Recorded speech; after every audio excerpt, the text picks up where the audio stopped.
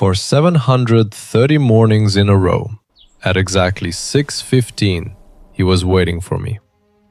Same spot, same posture, same slow blink when I opened the door. This morning, for the first time in 2 years, he wasn't there. His name was Rusty, a large, slow-moving tabby cat with one ear slightly lower than the other, as if he'd been in one too many fights and lost the last one badly. He wasn't mine, not officially. He belonged to the street, to the yard, to whatever weather came and went. But every morning at 6:15, he was there. By the third week, I had started leaving food out. By the end of the second month, he had a name. By the end of the first year, I had completely restructured my entire morning routine around the cat who technically had no owner. He had this habit I never fully understood. Every morning, after eating, he would sit facing the garden and stay like that for a few minutes. Still. Not watching anything in particular, just sitting. I thought he was checking something, making sure everything was still in its place, that everything was safe. Gradually, I came to think of it as his way of counting heads. I don't know how old Rusty was when he first appeared at my door. Old, that much was obvious. You could read it in the way he moved, deliberate, a little stiff on cold mornings. He would take the porch steps one at a time, with the careful dignity of someone who had learned not to rush. My neighbor told me he had been around for several years before I moved in. He used to belong to the family on the corner, she said. They left about 4 years ago, and he just stayed. I came back to that thought often. A cat who watched his family drive away and decided, quietly, for himself, that this street was still his home, that he wasn't going anywhere. There was one afternoon last autumn that I keep coming back to. I was sitting outside with coffee. Rusty had finished eating and climbed up onto the step beside me, something he almost never did. He stayed there for a long time, close enough that I could feel the warmth from his side. He wasn't looking at me, he just sat. I remember thinking, this is what it feels like, to be trusted by a creature that has no reason to trust anyone. Looking back now, I think I had been noticing small changes in the weeks before. He was sleeping more, moving a little slower than usual on cold mornings. Sometimes, he would eat only half his food and sit there staring at the rest, as if the effort simply wasn't worth it.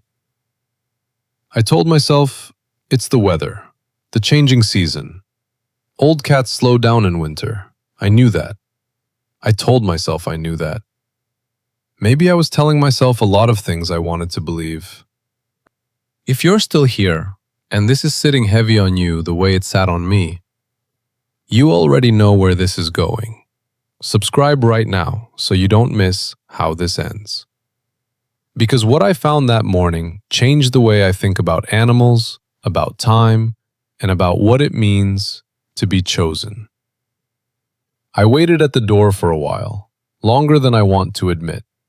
Then I walked through the yard, then the garden, then the alley behind the house, where he sometimes slept under the old wooden stairs when the weather turned bad. I called his name, which felt strange since he had never once responded to it, but I called it anyway. I found him at 7:40, under the hydrangeas in the far corner of the garden, in the spot I had long stopped worrying about keeping tidy, because he always slept there in summer. He had chosen the most peaceful corner of the garden. He had found it on his own. And he had gone there alone, the way old cats do when they know. I went inside and made coffee I didn't drink. And I kept thinking about what my neighbor had told me all those years ago. That Rusty had watched his family leave and decided to stay. That he had claimed this street, this garden, these stone steps as his own. He had been abandoned once, and instead of becoming frightened, bitter, closed off, he simply opened more doors. quietly decided that more people were worth showing up for. 2 years of mornings at 6:15, every single day without exception. I don't think he was waiting for his old family to come back. I think he had sorted that out long ago, the way cats sort things out. I think he had found something bigger. The whole street, the whole neighborhood, everyone who left food out and learned his name. There is a particular kind of grief that comes with loving a stray cat. From the very beginning, you know he was never officially yours, that you have no claim on him, that one morning will come when he simply won't be there. But you love him anyway, and the morning comes anyway. I keep thinking about that word now, chose. Rusty had no reason to choose my door. He had half a street to choose from. Dozens of yards, dozens of steps, dozens of people going about their mornings. He chose mine. Every single day for 2 years, he chose mine. I don't know what I did to deserve that. I'm not sure that's even how it works. I think he simply decided that I needed someone checking on me at 6:15. And maybe he was right. Have you ever had a cat that wasn't officially yours? Write their name in the comments. I'd really like to know.